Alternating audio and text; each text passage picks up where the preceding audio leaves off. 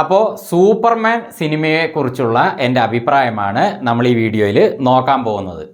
അപ്പോൾ ഈ സിനിമയിൽ സൂപ്പർമാനായിട്ട് വന്നിരിക്കുന്നത് ഡേവിഡ് കോറൻസ്വെറ്റാണ്.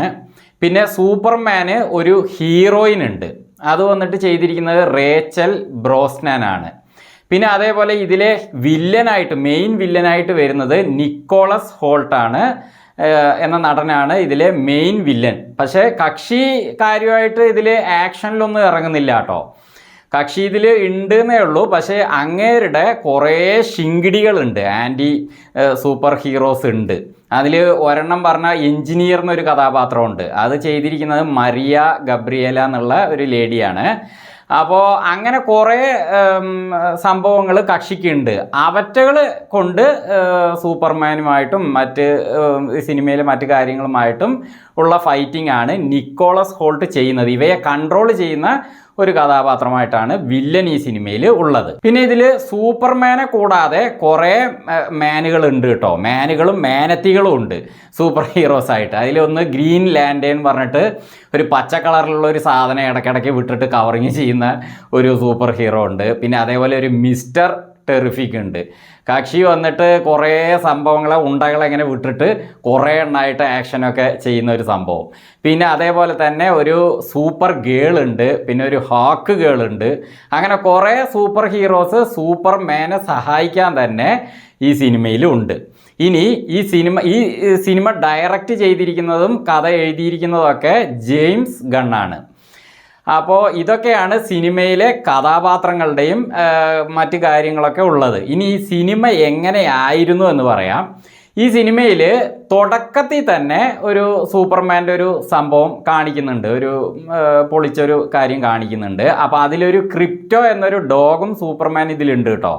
അപ്പോൾ അത് ചെയ്യുന്ന കുറച്ച് കാര്യങ്ങളുണ്ട്. ഈ ക്രിപ്റ്റോ ഡോഗ് സിനിമയുടെ അവസാനം വരെയുണ്ട്, അതിനു കൂടി ആക്ഷൻ കൊടുത്തിരിക്കുന്നു. അപ്പോൾ മലയാളത്തിലും തമിഴിലൊക്കെ നോക്കുമ്പോൾ അങ്ങനത്തെ ഡോഗുകളൊന്നും സാധാരണയായിട്ട് കാര്യമായ ആക്ഷനിൽ ഇറങ്ങുന്ന ഡോഗുകളൊന്നും വരാറില്ല, എന്തെങ്കിലുമൊക്കെ സംഭവങ്ങളായിട്ടേ വരുള്ളൂ. ഇതിൽ ഹോളിവുഡ് സിനിമകളിൽ മൃഗങ്ങൾക്ക് പോലും നല്ല പൊളിച്ച സംഭവങ്ങളാണ് ഇവർ കൊടുക്കുന്നത്. അപ്പോൾ ആദ്യത്തെ ആ പൊളിച്ച സംഭവം കഴിഞ്ഞ് തന്നെ പിന്നെ കുറേ നേരം സംസാരമാണ്, കഥയും കാര്യങ്ങളായിട്ട് അങ്ങനെ സംസാരമായിട്ട് പോവുകയാണ്. അത് കഴിഞ്ഞ് അടുത്തതായിട്ട് കുറേ പിത്തള ചെമ്പുകളെയൊക്കെ കമിഴ്ത്തി വെച്ചാൽ എങ്ങനെയിരിക്കും അതുപോലെ കവറിങ് ചെയ്ത ഒരു സാധനം വരുന്നുണ്ട്, ഒരു വില്ലനായിട്ട് ഒരു സംഭവം വരുന്നുണ്ട്. അതുമായിട്ടുള്ള സൂപ്പർമാൻ്റെ കുറച്ച് ആക്ഷനും കാര്യങ്ങളുമാണ്, അതും പൊളിച്ച സംഭവം തന്നെയാണ്. അത് കഴിഞ്ഞ് വീണ്ടും കുറേ നേരം കഥ പറച്ചിലും കാര്യങ്ങളൊക്കെയാണ്. അത് കഴിഞ്ഞിട്ട് അടുത്തതായിട്ട് മാനം മുട്ട വളർന്ന ഒരു ഭീകര ജീവി ഗോഡ്സില്ല പോലെ വരുന്നുണ്ട്. ആ സംഭവം വരുമ്പോൾ എനിക്ക് ഒരു കോമഡി തോന്നി. എന്താണെന്ന് വെച്ചാൽ അത് ഗോഡ്സില്ല റേഞ്ചിലുള്ള മൃഗങ്ങളൊക്കെ വരുമ്പോൾ അവിടെയൊക്കെ വലിയ ഫ്ലാറ്റ് അപ്പാർട്ട്മെൻറ്റുകളൊക്കെ കാണിക്കുമല്ലോ ഹോളിവുഡ് മൂവീസിൽ, അതേപോലെ ഇതിലും ഉണ്ട്. അപ്പോൾ ഇതിൻ്റെ തല വന്നിട്ട് ആ ഫ്ലാറ്റുകളുടെ അത്രയും ഹൈറ്റിലാണ് ഇതിൻ്റെ തല ഈക്വലായിട്ട് നിൽക്കുന്നത്. അപ്പോൾ അത് അവിടുന്ന് കുറേ തീ ഇങ്ങനെ തുപ്പിയിട്ട് ആ ഫ്ലാറ്റുകളൊക്കെ മൊത്തം കത്തിക്കുകയാണ്. അപ്പോൾ കത്തിക്കുമ്പോൾ ഒരാളവിടെ നിന്നിട്ട് കൂളായിട്ട് ഐസ്ക്രീമും ചപ്പിയും കൊണ്ട് ഇതിനെ നോക്കി നിൽക്കുകയാണ്. നമ്മളൊക്കെ ആണെങ്കിൽ ഇതിനെ കണ്ടപാടെ എവിടേക്ക് ഓടിയ വഴിയിൽ പുല്ലേ മുളയ്ക്കില്ല. അപ്പോൾ ഹോളിവുഡ് സിനിമകളിലൊക്കെ ഇങ്ങനെയൊക്കെ തന്നെയാണല്ലോ. അത് കണ്ടപ്പോൾ എനിക്ക് ശരിക്കും പറഞ്ഞാൽ ചിരി വന്നു. അപ്പോൾ ആ ഒരു ജീവിയുമായിട്ട് പൊരിഞ്ഞ ആക്ഷൻ നടക്കുന്നുണ്ട്.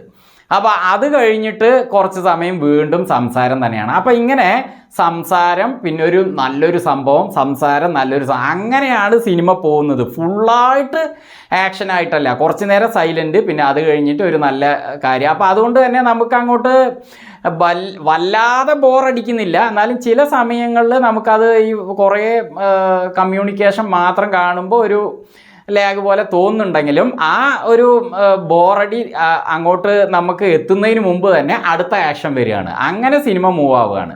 അപ്പോൾ അതുകൊണ്ട് തന്നെ നല്ല സംഭവങ്ങൾ ഇടവേള വരെ ഉണ്ടായി. ഇടവേള കഴിഞ്ഞിട്ട് അവിടുന്ന് അങ്ങോട്ട് പിന്നെ സംസാരമൊന്നുമില്ല കേട്ടോ, ആക്ഷൻ തന്നെ ഉള്ളൂ. അവിടുന്ന് അങ്ങോട്ട് ഇടയ്ക്ക് കുറച്ച് സംസാരമൊക്കെ ഉണ്ടെങ്കിലും ഫുൾ ആക്ഷനാണ് അവിടുന്ന് അങ്ങോട്ട്. സൂപ്പർമാനും പിന്നെ ഈ സൂപ്പർ ഹീറോസും എല്ലാം കൂടി ഇതിലെ വില്ലന്മാർക്കെതിരെയുള്ള പൊരിഞ്ഞ പോരാട്ടം തന്നെയാണ്. അപ്പോൾ അതൊക്കെ നന്നായിട്ടുണ്ട്. ചുരുക്കി പറഞ്ഞാൽ നല്ലൊരു ആക്ഷൻ മൂവി തന്നെയാണിത്.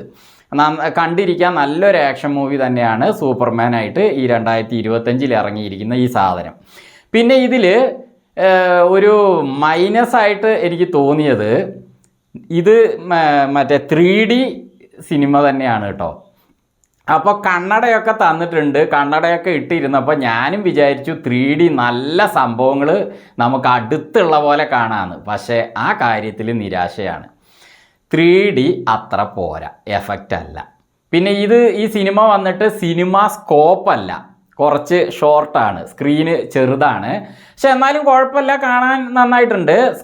സിനിമ സ്കോപ്പാണെങ്കിൽ ഒന്നുകൂടി നന്നായേനെ. അപ്പം ഞാൻ ഇടയ്ക്കിടയ്ക്ക് ഈ കണ്ണട അഴിച്ചു നോക്കുമ്പോൾ ഇടയ്ക്ക് മാത്രം ഒരു ബ്ലർ പോലെ തോന്നുന്നു. പിന്നെ സാധാരണ സ്ക്രീനില്ല, അതുപോലെ തന്നെയാണ് കണ്ണട എടുത്തിട്ടുള്ളത്. അപ്പോൾ അതിൽ നിന്ന് തന്നെ നമുക്ക് മനസ്സിലാക്കാം ഫുള്ളായിട്ട് ഇവർ ഒരു 3D എഫക്റ്റിൽ ഇത് എടുത്തിട്ടില്ല.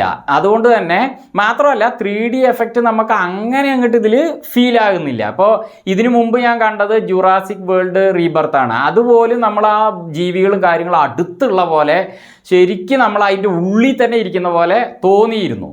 അപ്പോൾ അതുപോലെയൊന്നും ഈ സിനിമയിൽ ഇല്ല കേട്ടോ. 3D എഫക്റ്റ് അത്ര പോരാ. പക്ഷേ കണ്ടിരിക്കാൻ പറ്റിയ ഒരു നല്ലൊരു ആക്ഷൻ മൂവി തന്നെയാണ് സൂപ്പർമാൻ.